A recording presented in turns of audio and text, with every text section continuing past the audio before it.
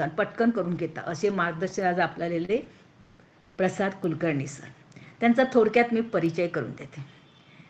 आता कुलकर्णी सर हे कोल्हापूरचे इचलकरंजीचे. सरांचं MA मराठीतून केलेलं आहे त्यांनी. त्याचबरोबर सरांनी दुसरं म्हणजे बॅचलर ऑफ जर्नलिझम आणि कम्युनिकेशन हेही केलेलं आहे. त्याचबरोबर बॅचलर ऑफ लायब्ररी सायन्स हेही त्यांनी केलेले आहे. आता त्यांचं एक महत्त्वाचं खूप काम आहे, म्हणजे एवढं त्यांचं लेखन आहे ना, भयंकर अफाट आहे आणि ते वाचण्यालायक आहे ना, ऐकण्यासारखं. एक महत्त्वाची गोष्ट म्हणजे त्यांनी सुरुवात केली 1985 पासून समाजवादी प्रबोधिनीचे ते कार्य करते आणि संपूर्ण ते कार्य सतत चालू आहे त्यांचं, म्हणजे सर्वस्व स्वतःला झोकून दिलेले आहे त्या ह्याच्या प्रबोधिनी करता. 1999 पासून त्यांनी ते सर्टिफिकेट झाले आणि 2002 पासून त्यांनी संपादक ज्योती मासे हेही त्यांनी सुरू केले. त्याचबरोबर त्यांनी गेली 40 वर्षे समाजवादी प्रबोधिनीचे ते सर्वांगीण वाटचाली भरीव आपलं सगळं योगदान देतात. असं कुणी कार्य केलं तर थोडक्यापुरतं तेवढ्यापुरतं नाही, सर्वस्व आपलं म्हणजे संपूर्ण खर्चित करून ते करत असतात. खरंच त्यांचं कौतुक करावं तेवढं थोडं. दुसरी अनेक त्यांनी त्यांचं दुसरं बाकीचे म्हणजे बरेच आहे ते अनेक समविचारी संस्था, हे नुसतं प्रबोधिनीचंच कार्य नाही, त्यांचं बाकीचं आणखी अनेक काम आहे. ते म्हणजे अनेक समविचारी संस्था, संघटना, विद्यापीठाच्या कार्यकर्त्यात ते नेहमी सक्रिय असतात. त्यांची विविध विषयावर जवळजवळ 31 पुस्तके प्रकाशित झालेली आहेत. तसेच महाराष्ट्रातील मान्यवर नियतकालिकातून त्यांचे सामाजिक, राजकीय, आर्थिक, शैक्षणिक, सांस्कृतिक अशा विषयांतर 3000वर लेख त्यांचे प्रकाशित झालेले आहेत. त्याचबरोबर वेगवेगळ्या वृत्तपत्रातून ते अग्रलेखनही करतात, तेही त्यांचं प्रकार आहे.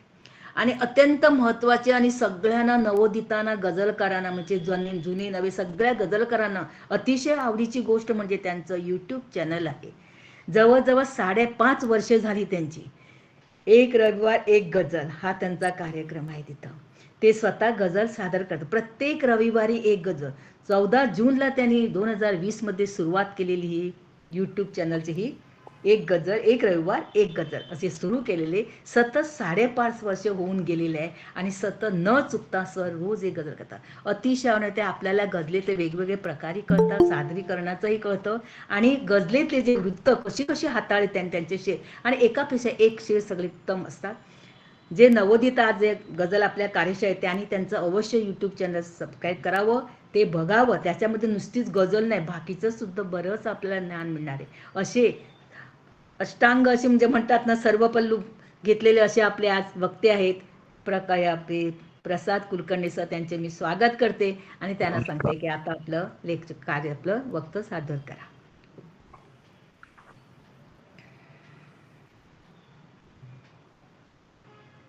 रेणुका गझल मंचचे संस्थापक डॉक्टर रेभ भारसवाडकर सर, या कार्यशाळेच्या प्रमुख मार्गदर्शक आणि माझ्या स्नेही प्राध्यापक सुनंदा पाटील उर्फ गझलनंदा, त्याचबरोबर समूह समन्वयक आत्मारामजी कदम, ज्यांनी आता स्वागत आणि प्रास्ताविक केलं त्या गझलकारा शोभाताई वागळे, गौतमजी सूर्यवंशी, या कार्यशाळेमध्ये सहभागी असलेले सर्व नवोदित आणि जाणकार गझलकार बंधू आणि भगिनी, सर्वप्रथम रेणुका गझल मंचच्या वतीनं ही सतत 52वी गझल कार्यशाळा होती आहे, याचं मला फार मोठं कौतुक वाटतं. कारण सलग एखादी दुसरी कार्यशाळा घेणं अवघड, पण इथं सलग 52 कार्यशाळा आणि त्यातून मराठीमधले शेकडो गझलकार तयार करण्याचा असिधारा व्रत या मंचच्या वतीनं घेतलेला आहे. त्याबद्दल मी भारसवाडकर सर, त्यांचे सर्व सहकारी आणि अर्थातच प्रमुख मार्गदर्शिका असलेल्या प्राध्यापक सुनंदा पाटील उर्फ गझलनंदा यांना मनापासून धन्यवाद देतो की त्यांचा हा उपक्रम मराठी गझल ही सातत्यानं पुढे नेण्यामध्ये गेली 5-6 दशकं सुरेश भटांच्या पासून जे काही प्रयत्न होत आहेत त्या प्रयत्नामध्ये रेणुका गझल मंच हा एक आपला अतिशय मौलिक मोलाचा असा वाटा उचलतोय, याचा मला एक गझलकार या नात्यानं अतिशय आनंद आहे. गेले जवळजवळ महिनाभर आपण गझल म्हणजे काय, गझलेची वृत्त म्हणजे काय, रदीफ काय, काफिया काय वगैरे वगैरे सगळं आपल्या ज्येष्ठ मार्गदर्शकांकडून शिकलेलाच आहात. मला आज या आणि एक आठवडाभरात ही कार्यशाळा संपणार आहे असंही सांगण्यात आलं. या निमित्तानं मला असं सुचवण्यात आलं की आपण गझलेच्या अंतरंगाबाबत थोडं या ठिकाणी मनोगत व्यक्त करावं. हे मनोगत व्यक्त करत असताना एक गोष्ट आपण लक्षात घेतली पाहिजे, आणि आपण कवी म्हणून ज्यावेळी किंवा गझलकार म्हणून काही लिहितो किंवा कुठल्याही गोष्टीकडे, सजीव गोष्टीकडे आपण बघत असताना बहिरंग आणि अंतरंग हे दोन्हीही फार महत्वाचे असतात. बहिरंगामध्ये जो बाह्य भाग असतो, बाहेरचा भाग ज्याला आपण म्हणू, बाह्य स्वरूप ज्याला म्हणू, शरीर ज्याला म्हणू, ते त्याला आपण बहिरंग असं म्हणतो. आणि अंतरंग म्हणजे आतला भाग, अंतर्भाग, ज्याला भावना म्हणू आपण, भावनेची सखोलता म्हणू, मन म्हणू थोडक्यात आपलं, त्याला आपण लौकिक अर्थानं अंतरंग असं म्हणत असतो. आणि मग गझलेच्या अंतरंगाबाबत बोलत असताना, म्हणजे आता बहिरंग आणि अंतरंगाचा आपण सगळ्यांनाच माहिती आहे, पण एखादं वाक्यात जर त्याचा उपयोग करायचा झाला तर आपल्याला असं करता येईल की त्याच्या बहिरंगात हास्य दिसत होतं, त्याच्या बहिरंगात हास्य दिसत होतं, पण त्याच्या अंतरंगात वेदना होती. हे जे काय अंतरंगाचं सांगणं आहे ते गझलेत किंवा कुठल्याही कवितेमध्ये महत्वाचं असतं. पण आपण या ठिकाणी प्रामुख्यानं गझलेच्या अंतरंगाचा थोडाफार आपण विचार करायचा आहे. खरं तर सगळ्याच बाबींप्रमाणे गझलेला सुद्धा अंतरंग आणि बहिरंग हे दोन महत्वाचे पैलू असतातच. गझलेचं बहिरंग तिच्या वृत्त, यमक, अंत्ययमक इत्यादी बाह्यातकारी ठेवणीतून दिसत असतं. तर गझलेचा अंतरंग तिच्या मांडणीतील भावना, त्या भावनेची सखोलता, साक्षात्कारी मांडणीतून ते व्यक्त होत असतं. गझलेच्या रचनातंत्रामध्ये तिच्या बहिरंगाची अपरिहार्यता असतेच, मात्र गझलेला रसिकांची दाद मिळायची असेल, आपल्या नंतर सुद्धा गझल आपली मागं राहावी असं जर आपल्याला वाटत असेल, तर मला वाटते गझलेच्या अंतरंग गहिरं करण्याची क्षमता आपण आत्मसात केली पाहिजे गझलकार या नात्यानं. मग ती क्षमता आत्मसात कशी करायची? तर ती क्षमता आत्मसात करण्यासाठी मला असं वाटते की गझलेचं अंतरंग गहिरं करण्याची क्षमता गझलकाराच्या मनोभूमिकेतून, त्याच्या व्यासंगातून, मांडणी करण्याच्या त्याच्या कौशल्यातून विकसित होत असते. आणि हे कौशल्य, हा व्यासंग, ही मनोभूमिका ही त्या गझलकाराच्या अंतरंगातून किंवा गझलेच्या अंतरंगातून स्पष्ट होत असते. आता या ठिकाणी आपण काही मराठी शेर आणि काही हिंदी शेर गझलेच्या बाबतचे, गझलेचे अंतरंग उलगडून दाखवणारे काही शेर आपण बघू. आपण सगळेजणच कवी आहे. कुठल्याही भाषेतला कवी असला किंवा कुठलीही भाषा असली तरी ती 9 रसांची भाषा असते. म्हणजे आपल्याला माहिती आहे, शृंगार आहे, वीर आहे, करुण रस आहे, हास्य रस आहे, रौद्र रस आहे, भयानक रस आहे, बिभत्स रस आहे, अद्भुत रस आहे आणि 9वा शांत हा रस सुद्धा आहे. हे जे 9 रस आहेत, ह्या 9 रसांमधूनच साहित्याची निर्मिती होत असते, भाषा कुठलीही असो. आता गझलेचा अंतरंग तपासत असताना मला एक शेर या 9 रसांच्या निमित्तानं या ठिकाणी म्हणावासा वाटतो. 9 रसांच्या आस्वादाने माझी भूकच नाही भागत. 9 रसांच्या आस्वादाने माझी भूकच नाही भागत. मीच 10वा रस होतो अन गझलेमधूनही जातो मांडत. मीच 10वा रस होतो अन गझलेमधूनही जातो मांडत. हे जे काही 10वा रस होणार, 10वा रस नाही आहे अर्थात आपल्याला माहिती आहे, पण काहीतरी वेगळं मला जे काही म्हणायचं आहे ते नेमक्या शब्दात, अंतरंगात मला जे काही म्हणायचं आहे त्या अंतरंगात शिरून मला ते मांडायचं आहे. आणि गझलेत तर आपल्याला माहिती आहे फार कमीत कमी शब्दामध्ये आपल्याला सगळा व्यापक आशय मांडायचा असतो.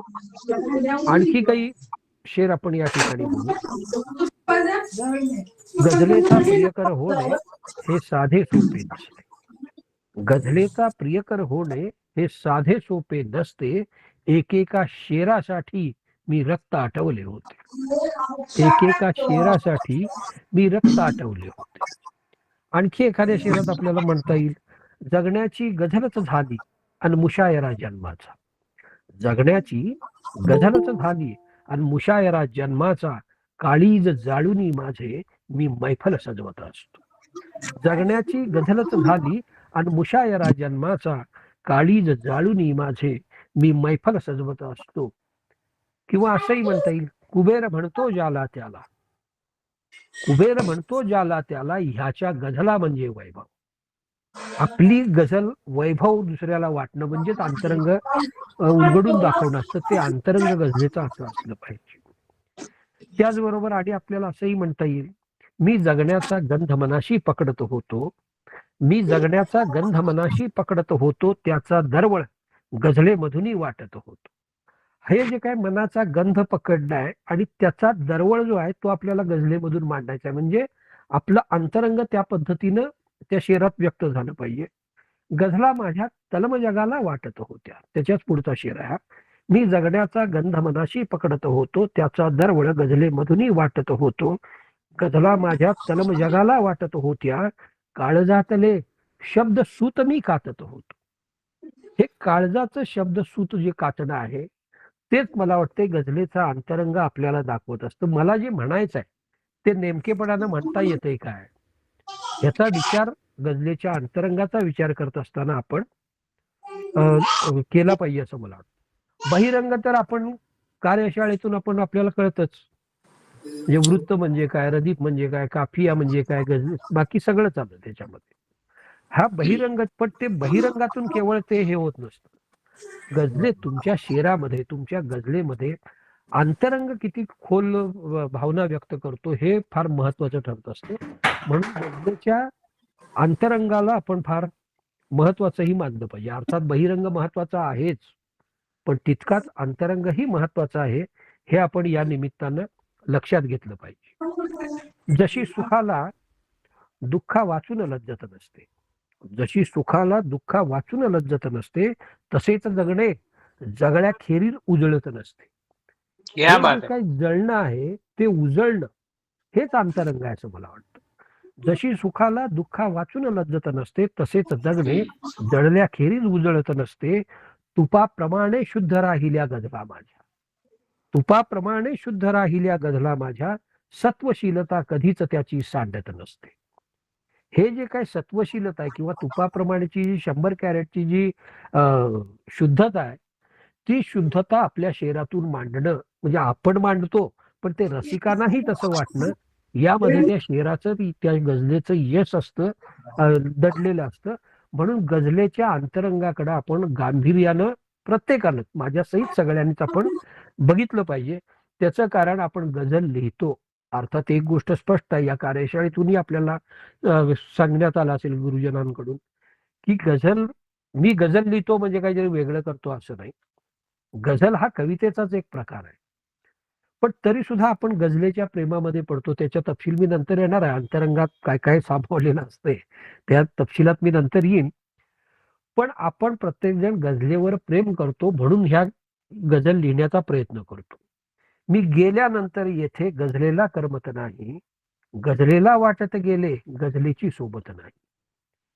हे जे काय गझलेचं वाटणं आहे ते आपल्याशी तादात्म्य पावणं आहे, त्याच्याकडेही आपण लक्ष दिलं पाहिजे. आणि मग हे सगळं आपण कशातनं मुळे करू शकलोय, तर सुरेश भट मराठी गझल विद्यापीठाचे संस्थापक कुलपती म्हणून ज्यांना आपण म्हणतो, त्या सुरेश भटांनी 6.5-7 दशकापूर्वी मराठीमध्ये गझल आणली, रुजवली. अनेक पिढ्या त्यांनी तयार केल्या. जरी ह्या वर्तमानाला कळेना आमुची भाषा विजा घेऊन येणाऱ्या पिढ्यांशी बोलतो आम्ही, असं जे भट म्हणालेले होते, त्याचं कारण त्यांच्या पिढ्या घडवल्या. आणि मला वाटतं तोच त्यांचा विचार आपण अशा ह्या आज 52वी कार्यशाळा, त्या कार्यशाळेतून अशा गझलेच्या पिढ्या, गझलकारांच्या पिढ्या घडवण्याचं काम रेणुका गझल मंच करते, ही मला वाटते फार महत्वाची गोष्ट आहे. पण हे सगळं करत असताना गझलेचं व्याकरण, बाह्य सगळं स्वरूप जेवढं महत्वाचं आहे, केवळ व्याकरण कळालं, केवळ वृत्त कळालं, केवळ जमीन कळाली, केवळ रदीफ काफियाची बंधनं पाळता आली म्हणजे गझल आपल्याला वश होती किंवा गझल आपल्याला जमती असं नाही. किंवा रदीफ काफियाचं काहीतरी वेगळेपण झालं आणि माझी गझल वेगळी आहे असं येऊ शकत नाही. गझलेचा अंतरंग किती क्षमतेचा आहे, त्या गझलेच्या शेरामध्ये खोली किती आहे, हे मला वाटते फार महत्वाचं असतं. भटांची एक प्रसिद्ध रचना आपल्या सगळ्यांनाच माहिती आहे, मालवून टाक दीप चेतवून अंग अंग वगैरे, हे सगळं त्याच्यामधली एक ओळ अंतरंग शब्द आहे म्हणून मी हे आपल्याला आठवत असेल. त्यांनी म्हटलेलं आहे, मोकळे करून टाक एक वारा अंतरंग. हे जे काय त्यांनी तो वेगळ्या संदर्भात लिहिलेला आहे, पण हे अंतरंग मोकळे करून टाक म्हणजे दोन ओळीमध्ये आपल्याला ज्या त्या शेरातनं संदेश द्यायचा आहे किंवा जे म्हणायचं आहे अंतरंग, ते मोकळं करून टाकलं पाहिजे आपण. किंतु परंतु राहता कामा नये. हे अंतरंग व्यक्त होणं, मग ह्याच्यासाठी साधना पाहिजे, ह्याच्यासाठी व्यासंग पाहिजे. केवळ टलाटूर अधिक काफियाची बंधनं काढली नंतरच अंतरंग हे होतं असं नाही आहे. तर त्याच्यासाठी आपला व्यासंगही आपण प्रत्येकानं वाढवलं पाहिजे. गाण्याला जसा रियाजाची गरज असती तशी गझलेला सुद्धा रियाजाची गरज असते असं मला वाटतं. मी अनेक वेळा अनेक ठिकाणी सांगत आलेलो आहे, गझलकाराला ज्यावेळी आपली गझल फाडून टाकावीशी वाटते ना, त्यावेळी त्याच्यामध्ये आपण नवीन चांगलं लिहिण्याची उर्मी निर्माण होत असते. मी लिहितो तेच अंतिम सत्य असं जर आपण मानायला लागलो तर तसं उपयोग नाही. आपण लिहिलेलं हे फाडता आलं पाहिजे, कारण का मी उद्या ह्याच्यावरही सक्षम लिहू शकतो हा आत्मविश्वास आपण आपल्यात आणला पाहिजे. बाहेरून कोण तो क्या आपल्यात बात है. आणणार नाही, त्याला आत्मविश्वास म्हणतात. कारण तो आपल्यामधून व्यक्त झाला पाहिजे. असं जर आपण करत गेलो तर मला वाटतंय गझलेचा अंतरंग म्हणजे काय हे आपल्यालाही कळेल आणि आपलं अंतरंगही आपल्याला कळेल. मराठीतले काही शेर बघितले, आता हिंदीतले आपण काही शेर बघू. खरं तर एका वसीम बरेलवी सारख्या एका मोठ्या शायरानं असं म्हटलेलं आहे, सब कुछ खोने के बाद शायरी शुरू होती है. कधी क्या सुरू बात है. होती गझल? सब कुछ खत्म होने के बाद शायरी शुरू होती है. अर्थात हे विधान अत्यंत महत्वाचं आहे, पण तरी सुद्धा आपण ह्या गझलेच्या अंतरंगामध्ये शिरत असताना सगळं संपलं तर मग अंतरंग कुठं काय आला? तर तसं नसतं ते. तर काही शेर मी मुद्दाम तुम्हाला सांगेन. मोठ्या शायरांच्या गझलेकडे बघण्याचा दृष्टिकोन कसा होता. शरद बुखारीने एका शेर फार सुंदर शेर आहे, त्याने असं म्हटलेलं आहे, गझले कह कह उम्र गुजारी. गझला म्हणून म्हणून माझं आयुष्य मी घालवलं. गझले कह कह उम्र गुजारी कोई न समझा बात हमारी. क्या बात है. मला जे काय म्हणायचं आहे ते समजूच शकलं नाही का, तर मी सुरुवातीला जो 10वा रस सांगितलेला बस होता सांगितलं. त्या पद्धतीचं म्हणायचं आहे. त्याच्यानंतर आणि एक अशरफचा एक शेर आहे, 2 शेर आहेत त्यांचे. तर त्यांनी म्हटलेलं आहे, हमसे पूछो कि गजल क्या है, गजल का फन क्या, पण क्या है. चंद लफ्जों में कोई आग छुपा ली जाए. अतिशय थोड्या शब्दामध्ये ती आग सांभाळली पाहिजे किंवा लपवली पाहिजे अशी भूमिका त्याच्यामध्ये आहे. त्याच्यानंतर आणि एकानं म्हटलेलं आहे, गझल लिहिणं सोपं नाही. मी मगाशी सांगितलं तर ह्यानं सांगितलं, जहरे गम पीते रहे एक उम्र भर, जहरे गम पीते रहे एक उम्र भर, तब गझल में कुछ असर पैदा हुआ.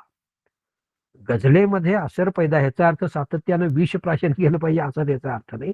अनुभव हे साठले पाहिजे, त्या अनुभवाचं चरविचर्वण आपल्या अंतर्मनात झालं पाहिजे. त्याच्यानंतर आणि एकानं म्हटलेलं आहे, अख्तर अन्सारीचा फार सुंदर शेर आहे, तुम समजते हो शेर कहता हूं, तुम समजते हो शेर कहता हूं, अपने जख्मों से खेलता हूं. क्या बात है. ही जी काय भूमिका, आता हे जखमों से खेळणं जे आहे ते गझलेचा अंतरंग आहे, लक्षात घ्या. ही इतकी काळी पिळवटून टाकणारा हा शेर येतोय कशातनं, तर त्यानं जे काही भोगलेलं आहे आणि भोगणं अनुभवणं हे केवळ आपल्यात पुरतं असतं नाही, नाहीतर मग ते केवळ आत्मचरित्र ठरेल. परकाया प्रवेश, दुसऱ्याचं दुःख ज्याला समजून घेता येत तोच चांगला गझलकार होऊ शकतो. भटांचं एक फार सुंदर एक प्रोज मधलं वाक्य आहे. भट म्हणतात, दंगली ज्यावेळी होतात त्यावेळी झाडं कापली जात नाहीत, पक्षी कापले जात नाहीत, माणसं मारली जातात. हे माणसं मारण्याचं दुःख जर आपल्या काळजात असेल, मारणं म्हणजे प्रीतसर मारणं नव्हे, जखमी करणं, माणसाकडे माणूस म्हणून न बघणं, ही जी काय एक हिंसता भवताला फिरताना आपल्याला दिसते, वाढताना दिसते, त्याच्यापासून आपलं काळीज द्रवतंय की नाही, आमच्या अंतरंगात काही कालवा काल होती की नाही, त्याच्यावरचे काही शेर आमच्या गझलेमध्ये येतात की नाही, ह्याच्यातून मला वाटतं गझलेचं अंतरंग हे रसिक त्या गझलेची महत्ता ठरवत असतात. आणि आपली तर प्रत्येकाची इच्छा आहे, माझ्या सहित सगळ्यांची, आपल्या बरोबरच आपली गझल संपता कामा नये, आमच्या नंतर सुद्धा ती राहिली पाहिजे. संत साहित्य शेकडो हजारो वर्ष हा सुद्धा काय हो, ज्ञानेश्वरांच्या ओव्या आज सुद्धा लोकांना तोंडपाठ आहेत. तुकारामाचे अभंग तोंडपाठ आहेत. का? तर ते अस्सल वाङ्मयीन सोनं आहे, अस्सल साहित्य आहे. त्यांच्या मृत्यूनंतरही शेकडो वर्ष, 700 वर्ष, 500 वर्ष हे सुरू आहे. तर आपल्या हयातीनंतर किमान 20-50 वर्ष जर सुद्धा गझल लिहायची राहावी असं आपल्याला वाटत असेल, तर आपण या गझलेच्या अंतरंगाकडं अधिक गांभीर्यानं प्रत्येकानं बघितलं पाहिजे. केवळ संख्यात्मक नाही, गझलेची वाढ ही नेहमी गुणात्मक झाली पाहिजे. गुणात्मकतेकडं हे झालं पाहिजे. म्हणून गझलेच्या अंतरंगाविषयी एकट्यानं फार सुंदर विधान केलेलं आहे. दुष्यंत कुमारनंच म्हटलेलं आहे, गजल में बंदिशे अल्फाज ही नहीं सब कुछ, जिगर का खून जिगर भी का चाहिए खून भी कुछ असर चाहिए के लिए. असर के लिए. हे जे काही जिगर का खून चाहिए असर के लिए जे म्हटलेलं आहे, त्याचं कारण त्या गझलेच्या अंतरंगाची जी भूमिका आपल्याला सगळ्यांना वठवायची आहे, तेच तो वेगळ्या शब्दात सांगताना आपल्याला दिसतोय. आणि म्हणून तर खामोशी से हजारो गम सहना कितना दुश्वार है गझल कहना. गझल सांगणं ही सोपी गोष्ट नाही, फार अवघड गोष्ट आहे. हे सांगत असताना तोच दुष्यंत कुमार परत गझलेला साध्या साध्या शब्दांमधून आपल्याला सांगतो, मैं जिसे ओढता हूं बिछाता हूं वो गझल मैं आपको सुनाता हूं. हे जे काय आपल्या जगण्यामधलं दररोजचं जे काय आहे, ते सगळं आपल्या गझलेमधून प्रतीत झालं पाहिजे. हे कधी प्रतीत होईल? तर मी पुन्हा पुन्हा सांगतोय, हे केवळ टलाट जोडून होत नसतं, रदीफ काफियाची केवळ बंधनं पाळून होत नसतं. त्याच्यामध्ये आपला व्यासंग आपण प्रत्येकानं वाढवला पाहिजे. वाढवला पाहिजे. आज या सोशल मीडियामुळे व्हायला काय लागलेलं आहे, आपल्याला एखादं सुचलं की आपण तो सोशल मीडियावर पटकन टाकतो आणि आपल्याला वाटते मी जगातलं अंतिम सत्य सांगितलेलं आहे. पण ते खरं नसते. माझ्या सहित आपल्या प्रत्येकाजणच आपण ज्यावेळी कवी संमेलनात, गझल संमेलनात, मुशायऱ्यात ज्यावेळी गझला आपण सादर करतो, त्यावेळी आपण प्रत्येक जण मोबाईलचा आधार घेतो, बरोबर. आणि भटांचे मात्र आपल्याला अख्खा संग्रह पाठ असतो. त्याचं कारण त्यांची कविता ही अस्सल आहे, त्यांचे शेर अस्सल आहेत. आमचे अजून आम्हाला बघून म्हणावे लागतात, कारण ती अस्सलता आम्ही अजून गाठलेली नाही आहे. करेक्ट. आमचा अंतरंग अजून आम्ही सक्षम केलेलं नाही आहे. अंतरंग सक्षम करणं याचा अर्थ गझलेमध्ये ते अंतरंग ओतण्यामध्ये, शब्द निवडण्यामध्ये आम्ही अजून कुठेतरी कमी पडतोय. ती साधना करणं म्हणजेच गझलेचा अंतरंग शोधणं असं माझ्यासारख्या या क्षेत्रामध्ये 30-40 वर्ष, गेली 4 दशकं लिहिण्याचा प्रयत्न करतोय. आता हे 40वा वर्ष आहे, कारण मला 1985ला सुरेश भट भेटले, त्याला आता 40 वर्ष झाले. आता हे सगळं आपण गझलेच्या अंतरंगाकडे एकीकडे बघितल्यानंतर मी तुम्हाला मगाशी सांगितलं की मांडणीतली भावना, सखोलता, साक्षात्कारी मांडणीतून ते आपली गझलेचं अंतरंग व्यक्त होत असतं. या सगळ्या ह्याच्यामध्ये गझलेचे जे काही प्रकार आहेत, ही मांडणी तर एकीकडे आपल्याला करायचीच आहे. पण गझलेचे जे काही प्रकार आहेत, आता विषयानुसार, रचनेनुसार गझलेचे अनेक प्रकार आहेत. पण साधारणतः एक प्रेमाची गझल, रोमॅन्टिक गझल आपण ज्याला म्हणू, गझलेवर ही गझले आपण माहिती आहे फारसीतून उर्दूत आली, नंतर ती सगळीकडे गेली, अरबीतून फारसीत आली वगैरे, हा सगळा इतिहास आपल्याला माहिती आहे. त्यामुळे एक आध्यात्मिक, ज्याला सुफी प्रभाव आपण म्हणू, त्या पद्धतीची सुद्धा गझल लिहिली गेलेली आहे. त्याच्यानंतर सामाजिक, राजकीय स्वरूपाची गझल लिहिलेली आहे. आणि आधुनिक काळामध्ये ज्या काळात आपण वावरतोय त्या काळातली सुद्धा एक गझल लिहिली गेलेली आहे. आता हे सगळं बघत असताना, या गझलेचं सगळं अंतरंगात जाणून घेत असताना, आपण मला वाटतंय पहिल्यांदा या कार्यशाळेच्या निमित्तानं गझलेची तुम्हाला वैशिष्ट्य तर सगळी सांगितलेलीच आहेत. आणि मगाशी सुद्धा मी एक विधान असं केलेलं होतं की आपण सर्वजण प्रथम कवी आहोत, आणि कवी आहोत म्हणून आपण गझलेकडे वळलेलो. गझलेकडे डायरेक्ट वळणं हे खुद्द सुरेश भटांनाही मान्य नव्हतं, कारण भटांनीच एक विधान केलेलं आहे, ज्याला गझलेकडे वळायचं आहे तो किमान चांगला बऱ्यापैकी कवी असला पाहिजे, कवितेची समज असली पाहिजे पहिल्यांदा. तर गझल शेवटी काय आहे बघा ना तुम्ही, कविता जशी उलगडत जाते तशी गझल उलगडत आहे. 2 ओळीतच तिला काय ते सांगायचं. कविता आपण लिहितो त्यावेळी 15-20 ओळीमध्ये आपल्याला जे काही सांगायचंय ते आपण सांगतो. गझल ही त्याचा पुढचा टप्पा आहे. जी काय भावना मांडायची ती 2 ओळीत तुम्हाला आपल्याला मांडायची असती. त्यामुळं कवितेची भाषा आणि गझलेची भाषा जरी एक असली तरी त्या भाषेतल्या मांडणीमध्ये फार मूलभूत अशा स्वरूपाचा फरक असतो. आपल्याला माहिती आहे की मराठी, आता तर गेल्या वर्षी आपली मराठी भाषा अभिजात भाषेचा दर्जा आपल्याला मिळालेला आहे. आणि ज्या भाषेला अभिजात भाषेचा दर्जा मिळतो त्या भाषेला किमान 2000 वर्षाचा इतिहास असतो.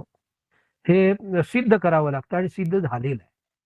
पण असा आपण ज्यावेळी 2000 वर्षाचा सगळा आढावा घेतो किंवा अगदी गेल्या 700-800 वर्षाचा जरी संत साहित्यापासूनचा आपण आढावा घेतला तरी आपल्याला असं दिसतंय की आख्यान काव्य असेल, कटाव असेल, पोवाडा असेल, खंडकाव्य असेल, स्वयंवर काव्य असेल, महाकाव्य असेल, अशी कथनपर काव्य आपल्याला माहिती आहेत. त्याच पद्धतीनं ओवी असेल, अभंग असेल, गवळण असेल, भारुड असतील, स्तोत्र असतील, विराणे असतील, पाळणे असतील, लावण्या असतील, सुनीता असतील, गझला असतील, ही सगळी भावकवितेच्या जवळ जाणारे प्रकार आहेत. त्यामुळं गझलेमध्ये भावकवितेच्या अंगाने जाणं हे उघड आलं. पण तरी सुद्धा केवळ गझल म्हणजे भावकविता नाही, गझलेचं म्हणून जे काही स्वतःचं वैशिष्ट्य आहे, जे तुम्ही या कार्यशाळेतून सुनंदा पाटील आणि आपल्या सगळ्यांनी तुम्हाला इतरांनी सगळ्यांनी जे काही सांगितलेलं आहे, गझलेची म्हणून जी काही वैशिष्ट्य आहेत ती वैशिष्ट्य आपण लक्षात ठेवली पाहिजेत शेर लिहिताना, गझल लिहिताना. आता एक गोष्ट अशी आहे की हे सगळं करत असताना खरं तर कवितेची म्हणजे गझलेची, ज्या मी काही वेळा कविता म्हणेन त्यावेळी गझल हा शब्द लक्षात घ्या. ही गझलेची कार्यशाळा आपण कार्यशाळेत बोलतोय. गझलेची किंवा कवितेची निश्चित व्याख्या करणं त्या अर्थानं अवघड असतं. भावनेचा आविष्कार करणं हे प्रामुख्यानं गझलेचं किंवा शेराचं कवितेचं मुख्य काम असतं. मग भावनेचा आविष्कार आपण ज्यावेळी करतो, अंतरंग परत आलंच तिथं, अंतरंगाशिवाय भावनेचा आविष्कार होत नसतो. त्या अंतरंगात भावनेचा आविष्कार आपण करत असताना त्याच्यामध्ये लयबद्धता, नादबद्धता ही त्या अंतरंगातूनच येत असते. कारण गझलेची म्हणून जी काही भाषा कुठलीही असली तरी गझलेची म्हणून जी काही बंधन आहे वृत्ताची, रदीफची, काफियाची, ती सगळी आपल्याला हे करावीच लागतात. हे सगळं लक्षात घेऊन आपल्याला ही कविता गझल लिहायची आहे. पण एक गोष्ट आपण लक्षात घेतली पाहिजे की केवळ शब्द कृती, मगाशीपासून मी 2-3 वेळा म्हटलं टला ट जोडणं, केवळ शब्दकृती म्हणजे गझल होऊ शकत नाही. तर त्या शब्दकृतींचं विशिष्ट संकेतांना अनुसरून केलेलं रूपांतर म्हणजे ती कविता किंवा तो शेर किंवा ती गझल त्यातून त्या तयार होत असते. त्याचं अगदी संकेतांना अनुसरून केलेलं रूपांतर हे फार त्याच्यातलं मला वाटतं महत्वाचं आहे. आणि परत गझलेच्या अंतरंगाचा विचार करत असताना साध्या सोप्या शब्दातनं मांडावा, जो शेर साधे सोपे शब्दातून भावना व्यक्त करतो तो उत्तम दर्जाचा असतो, त्याच्याबद्दल दुमत असायचं काय कारण नाही. पण तरी सुद्धा कवितेची म्हणून जी काय भाषा असती, गझलेची म्हणून जी काय भाषा असती ती थोडी वेगळी असावी ही रसिकांची ही अपेक्षा असते आणि आपली कवी म्हणून सुद्धा तशीच अपेक्षा असते. आणि ती काही गैर आहे अपेक्षा असं मला वाटत नाही. म्हणून तर गझलेमध्ये किंवा कवितेमध्ये अनुप्रास, यमक हे शब्दाचे अलंकार येतात. उपमा, उत्प्रेक्षा, रूपक असे काही अर्थाचे अलंकार आपण वापरत असतो. आणि हे सगळं ज्यावेळी अलंकार असे आपण वापरून ज्यावेळी काही लिहिण्याचा प्रयत्न करतो आणि त्याच्यात आपलं अंतरंगातली सगळी आंदोलनं, भावांदोलनं, ज्याला अंतरंगातली भावनांची आंदोलनं नेमकेपणानं आपल्या शब्दात व्यक्त करता येतात, शेरात व्यक्त करता येतात, त्याचे शेर, त्याची गझल चांगली राहते. ह्या मराठीतला गेल्या 60-70 वर्षाचा इतिहास आपण सगळेजणच जाणतो. तर हे सगळं असताना म्हणजे गझलेच्या इतिहासाकडे कदाचित कार्यशाळेत सांगितलं असेल, पण मी 2 मिनिटं तुमची यावरही मुद्दाम घेईन. हे आलं कसं अंतरंगाचं प्रकरण. आपल्याला माहिती आहे की गझले पूर्वी बादशहांच्या पदरी त्यांचे कवी असायचे, ज्याला राजदरबारी कवी म्हणू आपण. तसे कवी असायचे, भाट असायचे, भाट म्हणायचे त्यांना. कारण भाट म्हणायचे याचं कारण की त्यांनी फक्त राजाचं कौतुक करावं अशीच अपेक्षा असायची. आमचा राजा थोर आहे, त्यानं प्रजेला फार सुखात ठेवलं वगैरे वगैरे वगैरे, राजाची आरतीच ओवाळायची आहे. आता लोकशाही व्यवस्थेत ती करावं लागतोय तो भाग वेगळा, पण तिथं जाणून बुजून राजेशाही व्यवस्था होती. तर ते जे काही भाट होते ते कसिदे लिहायचे, प्रशंसेची कविता लिहायचे, त्याला कसिदा असं म्हणायचे. पण त्या कसिद्यामध्ये सुद्धा एक कडवं असं असायचं की तिथं त्याला स्वतःला जे काय वाटतंय, ज्याला आपण अंतरंग म्हणतो, स्वतःच्या मनातली आंदोलनं मांडण्याचं एक त्याला स्वातंत्र्य असायचं. एक ओळ 2 ओळी तो लिहू शकायचा.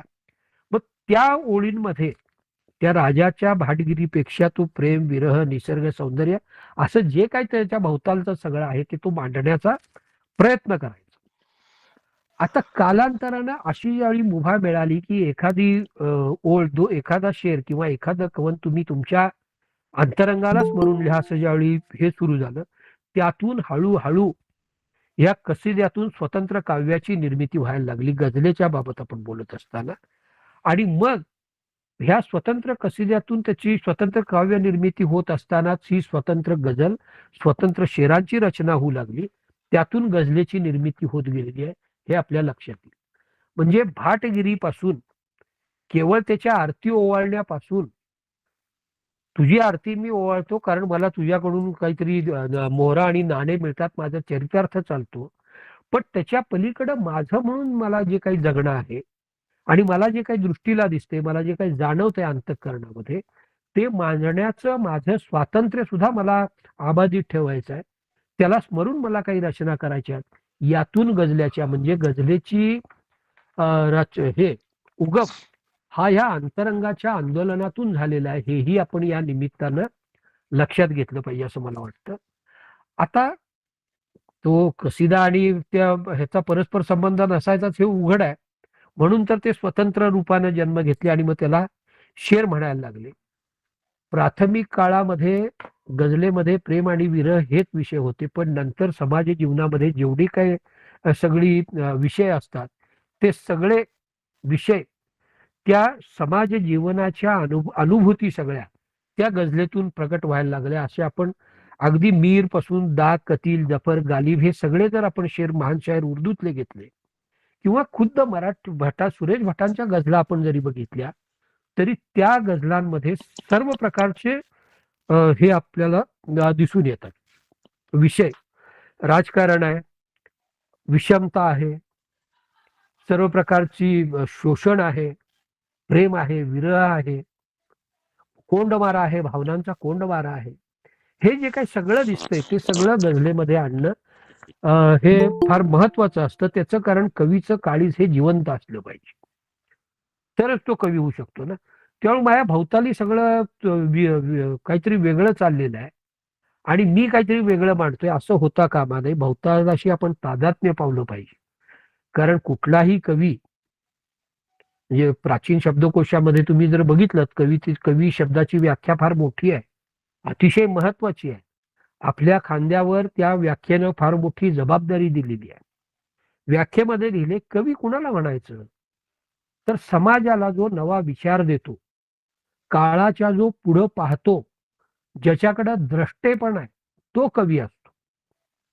म्हणजे फार मोठी जबाबदारी आहे समाजाला, थोडक्यात समाजाला शहाणपणा शिकवण्याची जबाबदारी कवींवर आहे, असं त्याचा दुसरा अर्थ आहे. मग इतकी मोठी जबाबदारी आपल्या जर खांद्यावर असेल आणि आपण जर कवी असू, त्या पालखीचे भोई असू, तर मला वाटतंय अंतरंगाकडं, म्हणजे आपल्या शेरातनं जे काही जाणार आहे त्याच्याकडे आपण अधिक गांभीर्यानं प्रत्येकानं बघावं. ही फार महत्वाची काळानं केलेली मागणी आणि आपलीही ती जबाबदारी असं मला वाटतं. कारण रसिकांची जसे लिहिण्याचे अनेक उद्देश असतात, हेतू असतात, तसे वाचनाचे सुद्धा अनेक हेतू असतात. सगळंच केवळ मनोरंजनासाठी चाललेलं नसतं. काही वेळा बौद्धिक भूक भागवणं हे सुद्धा लेखनाचं आणि वाचनाचं काम असतं. मानवी संस्कृतीचा इतिहास जर आपण बघितला मित्र हो, तर आपल्याला काय दिसतं, लेखन, वाचन आणि श्रवण, लिहिणं, वाचणं आणि ऐकणं, या 3 क्रियांनी मानवी जीवन समृद्ध केलेलं आहे. माकडाचा माणूस झाला हे आपल्याला माहिती आहे, पण या प्रक्रियेमध्ये वाचन, लेखन आणि श्रवण या 3 गोष्टींनी, 3 क्रियांनी फार मूलभूत अशा स्वरूपाचे मानवी जीवनामध्ये बदल केलेले आहेत. त्याचं कारण आपल्याला माहिती आहे. जर आपण चांगलं वाचलं तर आपल्याला बऱ्यापैकी लिहिता येतं, जर आपण चांगलं ऐकलं तर आपल्याला बऱ्यापैकी बोलता येतं. हे जे काय आहे ते फार महत्वाचं आहे असं मला वाटतंय. म्हणून मी सुरुवातीला सांगताना असं म्हणालो की या अंतरंगाबाबत व्यासंग सुद्धा महत्वाचा आहे आणि रियाज सुद्धा महत्वाचा आहे. आता गझलेच्या बाबत आपण मग गझलेचा अंतरंग शोधत असताना आणि एक जबाबदारी आपल्यावर येते, कारण आपण गझल लिहितो, आपल्याला शेर लिहायचे आहेत. छंदोबद्धता हे गझलेचं व्यवच्छेदक लक्षण आहे, बरोबर आहे. आता काही एक झालं, आता कमी झालं प्रमाण, पण आम्ही ज्यावेळी लिहायला लागलो त्यावेळी 40 वर्षापूर्वी त्यावेळी गझलेवर टीका करणारे फार होते. ते म्हणायचे हे काय हो, हा भटांचा भटारखाना आहे, इथे छंदोबद्धता म्हणजे तंत्र शरणता आहे. पहिल्यांदा सगळे ठोके मारून घ्यायचे आणि मग मधी शब्द पेरायचे. मित्र हो, गझल एवढी सोपी नसती.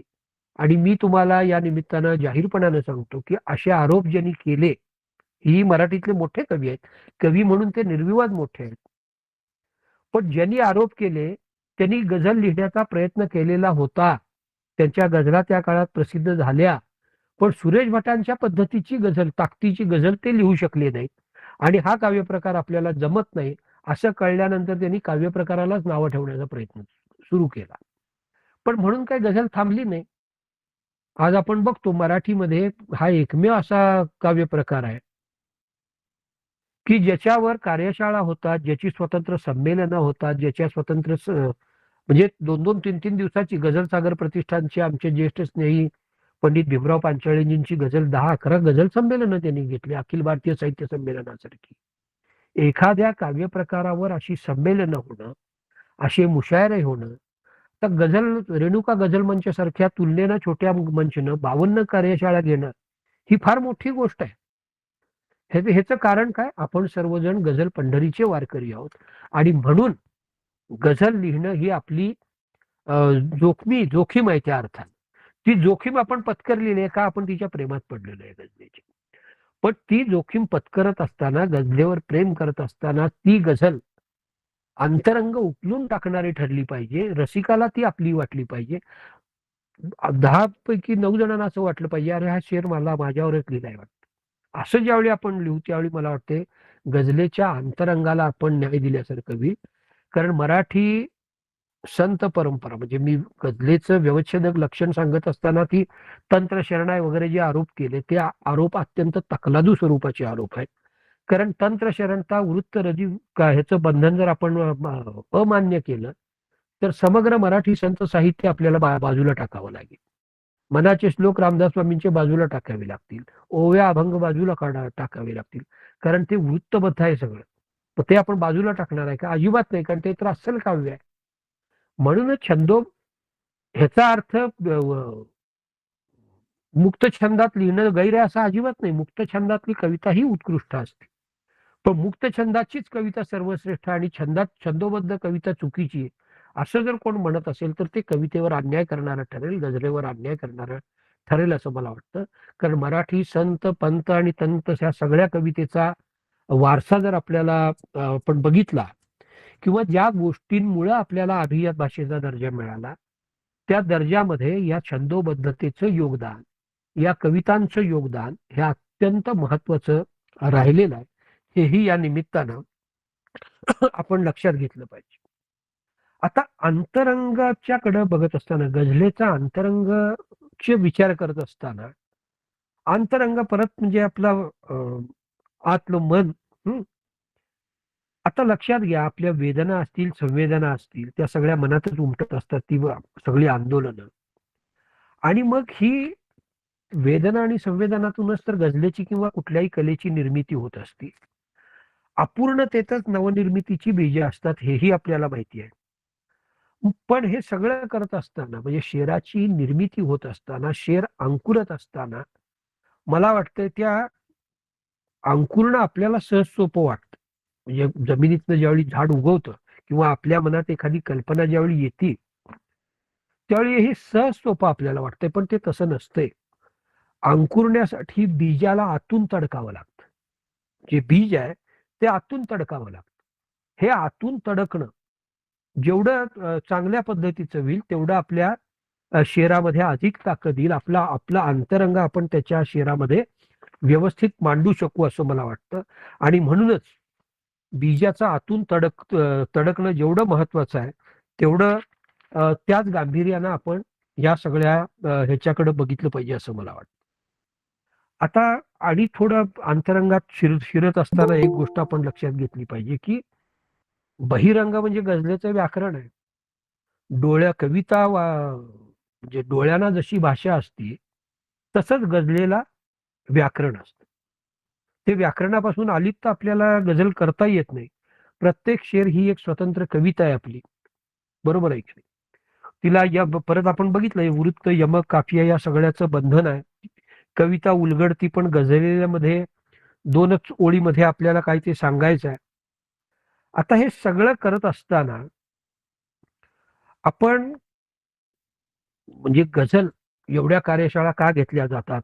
मराठी सारख्या एका भाषेमध्ये हजारो नवीन गझलकारांना गझल लिहावीशी का वाटती? याचं कारण त्या काव्य प्रकाराच्या वैशिष्ट्यामध्ये सुद्धा आहे, हे आपण लक्षात घेतलं पाहिजे. कारण त्यांनी जे काय वाचलेलं असेल त्याच्यातून त्या गझलकाराचा अंतरंग त्यांना चांगल्या पद्धतीने समजून घेता आलं असेल किंवा त्याची मांडणी ही आतून आलेली असंही त्या लोकांना वाटत असेल.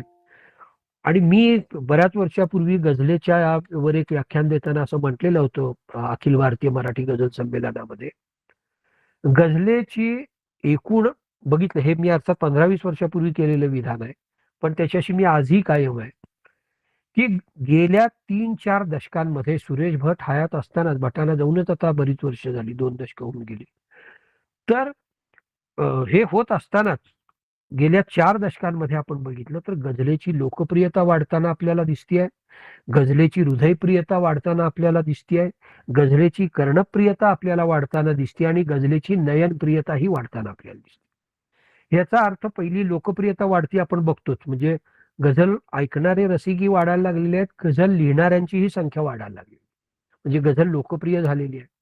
गझल काळजाला भावती, शेर तोंडपाठ होतात ऐकल्यानंतर, अस्सल असतील तर, म्हणजे ती काळजाला भिडतीये, म्हणजे अंतरंगात आंदोलन सुरू आहेत. ह्याचाच अर्थ गझलेची हृदयप्रियता वाढायला लागलेली आहे. गझल तरन्नुम मध्ये अनेक जण गझल गातात, कानाला सुद्धा ऐकायला गझल श्रवणीय वाटायला लागलेली आहे, म्हणजे त्याचा अर्थ गझल कर्णप्रियता गझलेची वाढायला लागलेली आहे. आणि चौथं मी मांडलेलं होतं, गझलेची नयनप्रियता ही वाढायला लागली. त्याचं कारण गझलेचं जे बाह्यरंग आहे, बहिरंग जो आहे, गझलेचं जे आपण वृत्त स्वीकारतो आणि ती छापून आल्यानंतर गझल आपल्याला चौकोनी किंवा आयताकृतीत अशी दिसणार, ती कुठं अशी वाकडी तिकडी दिसणार नाही, तिला एक सौष्ठव असं व्यवस्थित तिचं काटकोत ह्याच्यात दिसणार आपल्याला, म्हणजे डोळ्यांना सुद्धा छापलेली गझल बघायला बरं वाटतं. ही जी काय नयनप्रियता आहे, लोकप्रियता, हृदयप्रियता, कर्णप्रियता आणि नयनप्रियता, हे एवढ्या सगळ्या प्रियता साध्य का झाल्या? तर मला वाटते 2च ओळीत मांडण्याचं जे काय गझले समोरचं आव्हान आहे, वैशिष्ट्य आहे, ते वैशिष्ट्य आपल्या अनेक आधीच्या गझलकारांनी किंवा आता समकालीन गझलकारांनी सुद्धा अतिशय चांगल्या रीतीनं पेलण्याचा प्रयत्न केलेला आहे. म्हणजेच गझलेच्या अंतरंगात शिरून त्यांनी अतिशय चांगल्या पद्धतीनं मांडणी, म्हणजे स्वतःच्या अंतरंगात शिरलं तरच गझलेच्या अंतरंगात शिरता येतं, हे उघड आहे. आणि म्हणून आपल्याला असं लक्षात येते की गझलेच्या बहिरंगाप्रमाणेच गझलेचा अंतरंगाकडे सुद्धा आपण प्रत्येकानं अधिक गांभीर्यानं जर लक्ष दिलं तर आपली सुद्धा गझल ही उद्याच्या काळात लोकप्रिय होण्याची शक्यता आहे, हृदयप्रिय होण्याची शक्यता आहे, कर्णप्रिय होण्याची शक्यता आहे, नयनप्रिय तर ती ऑलरेडी होणार आहे. आणि मग हे सगळं बघितल्यानंतर आपल्याला असं लक्षात येतं की गझलेकडे आपण ज्यावेळी ह्या सगळ्या ह्याच्यातून बघतो त्यावेळी मग करायचं काय? म्हणजे हे करण्यासाठी म्हणजे माझीच एक गझल आहे, गझलेच्या कार्यशाळेत ती अनेक ठिकाणी वापरलीही जाते, मी आज ती मुद्दाम त्यातले 2-4 शेर आपल्याला सांगेन. आपण करायचं काय या कार्यशाळेच्या निमित्तानं? जे जुने जाणकार आहेत त्यांना मी हे सांगत नाही, कारण त्यांना ऑलरेडी सगळं माहिती आहे, पण जे प्रथमच गझल म्हणजे काय समजून घ्यायसाठी या कार्यशाळेमध्ये आलेले आहेत, त्यांनी पहिल्यांदा गझलेचं तंत्र आपल्याला कळालेलं आहे. तर त्यांच्यासाठी माझा एक घर गझलेचे नावाची एक माझी गझल आहे, त्यातले काही शेर मी मुद्दाम सांगेन. घर गझलेचे बांधा याला जमीन आधी तू शोधावी. जमीन जी काय आपल्याला घ्यायची आहे ती पहिले आपण पक्की करावी. घर गझलेचे बांधा याला जमीन आधी तू शोधावी, सुरुवातीला साधी सोपी काही वृत्ते हाताळावी. जी सोपी वृत्त आहेत, साधी वृत्त आहेत, ती पहिल्यांदा हाताळण्याचा आपण प्रयत्न करावा. हाताळण्याचा याचा अर्थ मला पुन्हा म्हणायचा आहे रियाज करण्याचा. एकदा लिहिलं म्हणजे तेच अंतिम असं नाही, पुन्हा पुन्हा पुन्हा पुन्हा ते आपण सांगितलं पाहिजे. तर सांगा याला आपल्या हाती केवळ 2च ओळी असती, हे गझलेचं आपल्या वैशिष्ट्य आहे. सांगा याला आपल्या हाती केवळ 2च ओळी असती, असे शिरावे काळ जात की शेर उपाधी सार्थ ठरावी. वा. शेर का असे शिरावे काळजात की शेर उपाधी सार्थ ठरावी. हे सगळं करत असताना वेगवेगळी आशय घनता मुशायराला रंगवते. वेगवेगळे सगळे नवरस सगळे असतात. तर आपल्या गझलेमध्ये सुद्धा गझलेमधली गझलीयत ही रसिक जनांना स्पष्ट दिसावी. गझलेमध्ये आपली गझल जशी दिसती त्या गझलेमधली गझलीयत किती आहे, अंतरंगाचा प्रामाणिकपणा किती आहे, अंतरंगाची ताकद किती आहे, अंतरंगाची सक्षमता किती आहे, हे सुद्धा त्यातून गझलीयत कळत असते. त्यामुळे गझले इतकंच गझलीयतकडं लक्ष देणं मला वाटतंय महत्वाचं वाटतं. जन्मभरी मी ओठांना ही शपथ घातली प्रेम भराने. जन्मभरी मी ओठांना या शपथ घातली प्रेम भराने. डोळे मिटल्यानंतरही या ओठांवरती गझल असावी. हे म्हणजे अंतरंगात आहे तर ती शेवटपर्यंत मी जपली पाहिजे ती उर्मी माझी. ज्या जमिनीवर पाया बळकट तीच इमारत भक्कम राही. भाषेच्या श्रीमंतीसाठी अनवट अवघड वृत्ती घ्या. आपल्याला ज्यावेळी भाषा सौष्ठव आपलं वाढेल, शब्द संग्रह वाढेल, शब्द संपत्ती वाढेल, शब्दांवरची आपली हुकूमत वाढेल, त्यावेळी अवघड आणि अनवट वृत्तांकडे जायला हरकत नाही. मी मुद्दाम या ठिकाणी सांगतो, सुरेश भटांचं हे जाहीर विधान आहे अर्थात, की सुरेश भट असं म्हणायचे की आपण शब्दांच्या मागे लागू नये. बरोबर, आपण शब्दांच्या मागे लागू नये, शब्द आपल्या मागे लागले पाहिजेत. अरे मला तुझ्या गझलेत स्थान दे, मला तुझ्या शेरात स्थान दे. इतकं संपन्न शब्दांची संपन्नता, भाषेवरचं प्रभुत्व आपण अशा पद्धतीने मिळवण्याचा चंग बांधला पाहिजे, प्रयत्न केला पाहिजे. शब्दांसाठी आमची कविता नाही आहे, आमच्या कवितेसाठी शब्द आहेत. आम्ही ठरवू कुठल्या शब्दाला स्थान द्यायचं.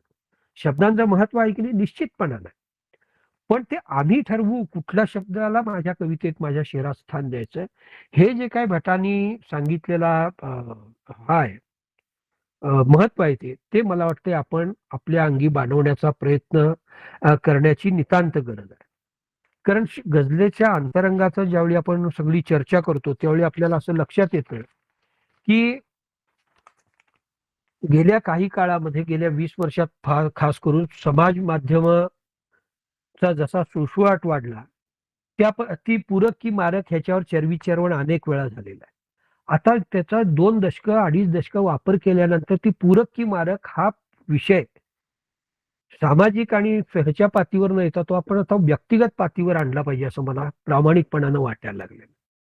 मला माझ्या शेराला लाईक, माझ्या गझलेला लाईक किती आल्या, कॉमेंट किती आल्या, ह्याच्यापेक्षा माझ्या गझलेबद्दल मी समाधानी आहे की नाही ह्या गोष्टीकडे लक्ष जास्त दिलं पाहिजे. कारण एक प्रकारची कंपुशाही जशी सगळ्या क्षेत्रात असती तशी मी तुला शाबास म्हणतो, तू मला शाबास कर, मी तुला लाईक करतो, तू मला लाईक कर, असं सुद्धा एक जे काय वातावरण निर्माण झालेलं आहे. म्हणजे हे काय कोण नाकारत नाही, काही जण परखडपणानं मांडतात, एवढाच त्याच्यातला भाग आहे. पण ह्याचा अर्थ असा नव्हे की ज्याला लाईक कॉमेंट काय फार मिळत नाही त्याची गझल कम अस्सल असते, असं अजिबात मानू नये. हे मी का सांगालोय, उद्या आपल्या नवोदितांनी, तुम्ही या कार्यशाळेतली जी मंडळी आहेत त्यांनी गझल समाज माध्यमांवर टाकली आणि त्याला पुरेसा प्रतिसाद मिळाला नाही. आता पुरेसा किती आणि योग्य किती आणि अयोग्य किती हे ठरवणारे आपण कोण?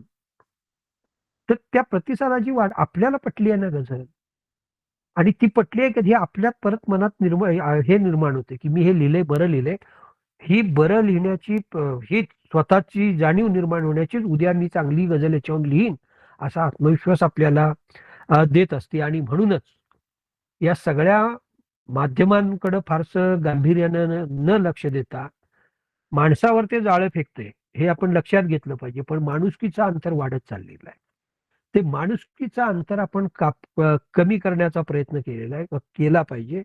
कारण गझलेच्या अंतरंगाकडे लक्ष देत असताना मी अनेक विधान या ठिकाणी करीन की माध्यमांचा वापर आपण आपलं आकलन क्षमता वाढवण्यासाठी, जाणीवा वाढवण्यासाठी जरूर करून घेतलाही पाहिजे. एवढं जर सगळं रेडीमेड मटेरियल त्याच्यामध्ये मिळते, ज्ञान मिळते, तर ते घेतलं पाहिजे. पण त्याचा सवंग दाद आणि सवंग प्रसिद्धी मिळण्यासाठी त्याचा वापर म्हणून आपण करण्याची काही गरज नाही असं मला वाटत नाही. माणसांशी दुरावा ठेवून माध्यमांची जवळीक जर आपण ठेवली तर सकस गझलेची निर्मिती होणं केवळ आणि केवळ अशक्य आहे. माणूस मुख्य आहे ना, माणूस केंद्रबिंदू आहे. माणसाच्या हातात माध्यम आहे. आपण काय करायला लागलेलो आहे, माणसं जवळची दूर, घराघरात संवाद नाही आणि माध्यमांची जवळीक सुरू आहे.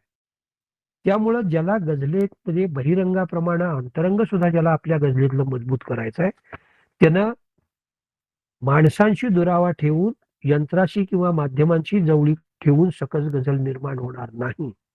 याचं भानही मला वाटतं या निमित्तानं आपण केलं पाहिजे. कारण माध्यम प्रेम निर्माण करतात, पण ती प्रियकर आणि प्रेयसी निर्माण करू शकत नाही. हे अंतरंगातला ओलावा, आपण अंतरंगाची चर्चा ज्यावेळी करतोय त्यावेळी अंतरंगाचा ओलावा हा मानवी नातेसंबंधातून निर्माण होत असतो, तो माध्यमांच्या नातेसंबंधातून निर्माण होत नसतो. हेही आपण या निमित्तानं मला वाटते लक्षात घेण्याची गरज आहे. काळ हा, मी काही निराशावादी नाही, पण एकूण सगळं बघत असताना सुमारीकरणाचा काळ अत्यंत वेगानं व्हायला लागलेला आहे. मग आपण सुमारीकरणाकडून प्रगल्भतेकडे जायचं की सुमारीकरणाकडून त्या घसरगुंडीवरून अतिसुमारीकरणाकडे जायचं, ह्याचं सुद्धा एक गझलकार म्हणून आपण प्रत्येकानं ठरवण्याची आज वेळ मग केवळ गझलकारच नाही, कवी म्हणून सुद्धा आलेली आहे. तर अशा या सगळ्या काळामध्ये भवतालामध्ये आपण वावरत असताना, लिहित असताना गझलेच्या अंतरंगाकडं, बहिरंग तर या कार्यशाळेतून मी पुन्हा पुन्हा सांगतोय, बहिरंग तुलनेनं आपलं आता बऱ्यापैकी झालेलं आहे. कारण आता मला असं गझलनंदा काल सांगत होत्या परवा की तुम्हाला आता वृत्त देऊन त्या वृत्तांचा रियाज तुमच्याकडून करून घेतला जातोय, तुम्हाला त्याच्यातनं लिहितं केलं जातंय, त्या तपासतायत ते आणि त्यांचे सहकारी. म्हणजे आता वृत्तांवरचं वृत्त म्हणजे काय हे समजण्याची तुमची ह्या कार्यशाळेतून आता बऱ्यापैकी समज निर्माण झालेली आहे. आता पुढचा मुद्दा आहे तो अंतरंगाकडे अधिक गांभीर्यानं लक्ष देण्याचा. गझल लिहिता येऊ शकते, गझल निर्माण होऊ शकते, गझलियत आपण निर्माण करावी लागते. आपल्या गझलेतली गझलियत ही आपल्याला जर आणायची असेल तर त्या गझलेच्या अंतरंगाकडे सुद्धा आपण अधिक गांभीर्यानं बघितलं पाहिजे. आणि गझलेच्या अंतरंगाकडे आपण त्याच वेळी गांभीर्यानं बघू ज्यावेळी आपण या सगळ्या भवतालाकडे एक माणूस म्हणून सहृदयतेनं बघू, आपल्या मोकळ्या अंतरंगातून बघू, तरच मला वाटते आपण या गझलेच्या अंतरंगाच्या कडे जाण्याच्या दृष्टीनं अधिक सक्षमपणानं पाऊल टाकू. या निमित्तानं मला वाटतं मला दिलेल्या वेळेपेक्षा मी जास्त बोललो वाटतं, 10 वाजलेले आहेत. पण तरी सुद्धा मला जे काही या निमित्तानं मनोगत व्यक्त करायचं होतं ते मी केलेलं आहे. मला या ठिकाणी माझं मत मांडण्याची संधी रेणुका गझल मंच, गझलनंदा आणि या सगळ्या परिवारानं दिली आणि तुम्ही सहभागींनी सुद्धा शांतपणानं ऐकून घेतलं, त्याबद्दल तुम्हा सगळ्यांना मी मनापासून धन्यवाद देतो. आणि आपल्या गझल लेखनाला इथून पुढच्या काळामध्ये आपल्या गझल लेखनाला अधिकाधिक सक्षम गझल आपल्याकडून लिहिली जाऊ अशा शुभेच्छा देतो आणि आपली रजा घेतो. धन्यवाद. खूप खूप धन्यवाद सरजी, अतिशय मोलाचं मार्गदर्शन केलं. अंतरंग, गझलेचं अंतरंग म्हणजे आपल्याला नुसतं सांगितलं नाही, व्यवस्थित आतले कसे गझल आपली कशी असायला हवी, तंत्र जाणून उपयोग नाही तर आतले अंतरंग, ते भाव कळायला पाहिजे, माणूस कळायला पाहिजे माणसाला, आणि आपली दृष्टी. आणि तुम्ही जे सांगितले नवरस, या नवरसामध्ये आणि तो शेर कसा करायचा, म्हणजे त्यातले खयाल कसे सुचवायचे आणि ते कोणत्या कमीत कमी शब्दामध्ये विस्तृत त्याचं करायचं, कविता कशी त्याचा शेवट कटू. तुम्ही ते मग राजाशाहींचं सांगितलं की ते राजाची स्तुती करायची गाऊन, पण एक त्यांचा शेर असं, एक त्यांचं कडवं असायचं, त्यातून ते आपले मत करायचे आणि तिथूनच आपल्या ह्या गझलेचा प्रसार वाढला. आणि त्यासाठी आणि आज तर सगळीकडे गझलमय झालेलं आहे सगळे. आणि तुम्ही जे सांगितलं ना ते बघायचं की मनातून, नजरेतून, ह्याच्यातून वेगवेगळं प्रेम सगळेच अतिशय सुंदर मोलाचं मत आहे. परत जेव्हा ते आपल्याला कदम सरजी देणार आहेत हे करून देऊ ओळी त्याचा, तेव्हा अवश्य पुन्हा सगळ्यांनी बघावं ते. मला तर वाटतं की परत हे बघायला. आणि दुसरी एक गोष्ट मी आवर्जून सांगू इच्छिते की गझल सगळ्यांना जमते, आता करायला लागलेतच, पण ते खयाल राखता कसं करायचं, समारोप कसा करायचा, इथं जी गाडी अडते ना ह्याचं. आणि गझल कशी हवी, स्वतःला जेव्हा ती आवडत असेल तेव्हाच ती दुसऱ्याला आवडेल, हे आपण लक्षात आपण जरच वाटतं. आणि तुम्ही सांगितलं अतिशय मोलाचं मार्गदर्शन, म्हणजे तुम्ही म्हटलं की कागदावर लिहिले ना ते फाडून टाकायचं आपल्याला नाहीये, एकदा लिहून ठेवल्यानंतर ते आपल्याला कळतं. हे नको फाडून, जेवढं आपण फाडून टाकणार तेव्हा ते आपली गझल एकदम सुशोभित होणार आहे. मला वाटतं पूर्वीच्या काळी लेखक लोक बरेच रात्री लिहायचे आणि एवढा मोठा त्यांचा ढिगारा असायचा, कागदाचे चुरगुळे करून टाकून द्यायचे. मग त्यांच्या मनाला ते पटत न तोपर्यंत ते बाहेर टाकत नव्हते. तशात अतिशय मुलाचं गेलं. खूप खूप धन्यवाद सरजी, खूप खूप धन्यवाद. धन्यवाद. नमस्कार, मी बोलतोय रेभ भारत स्वाडकर. हो, आज नमस्कार.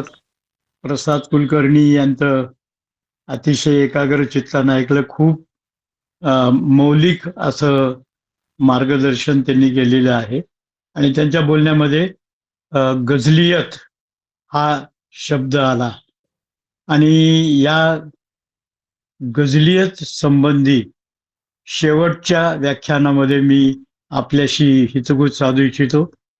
त्याचे जे अंतर्घटक आहेत,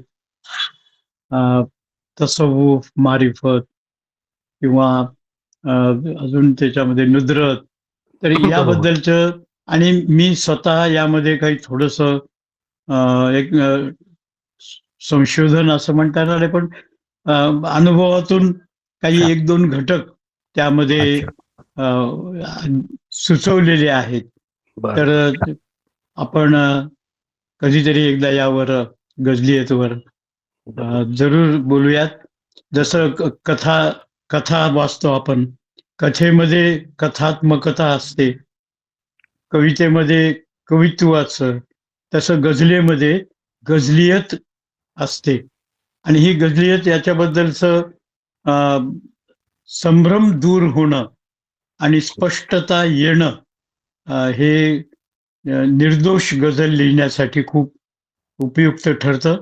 मला वाटतं मी प्रसाद कुलकर्णी यांनी मला प्रेरणा दिली की शेवटी एक माझे विचार मी या संबंधीचे काही मांडू इच्छितो. आजचं प्रसाद कुलकर्णी यांचं जे मार्गदर्शन आहे ते अतिशय मोलाचं असं मार्गदर्शन त्यांनी केलेलं आहे आणि रेणुका गझल मंचतर्फे मी त्यांचे ऋण व्यक्त करतो आणि या ठिकाणी थांबतो. धन्यवाद. धन्यवाद सर, धन्यवाद.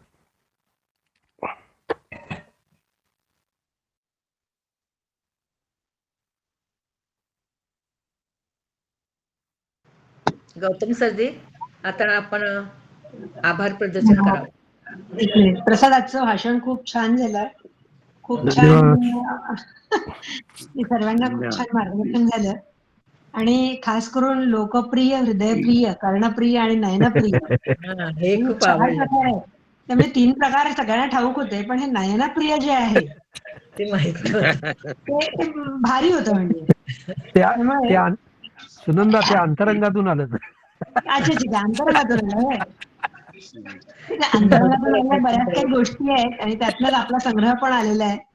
खरंय. अंतरंगातून आलेला आहे तो. अगदी खरंय. भारी, खूप छान. थँक्यू. खूप सुंदर. आभारी. आदरणीय प्रसाद कुलकर्णी सर, आज या 52व्या कार्यशाळेचे प्रमुख म्हणजे मार्गदर्शक म्हणून उपस्थित राहिलेले आहेत. आमच्या सर्व गझल साधकांना त्यांनी एवढं मोलाचं मार्गदर्शन केलेलं आहे आणि त्यापूर्वी आपण सर्व म्हणजे गझलेचा अभ्यास हा सातत्यानं करत आलेलो आहोत आणि पुढे करत राहणार आहोत. परंतु आजचा जो विषय आहे तो एवढा छान आणि सखोल समजावून सांगण्याची जी हातोटी आहे प्रसाद सरांची, ती सर्वांना भावलेलीच आहे. आमचे या 52व्या गझल कार्यशाळेतले 50वर जे म्हणजे साधक आहेत, गझल शिकणारे अभ्यासक आहेत, त्यांनी सर्वांनी हे ऐकायला हवं होतं. या कार्यशाळेत आजच्या केवळ 18 ते 20 जणांची उपस्थिती आहे.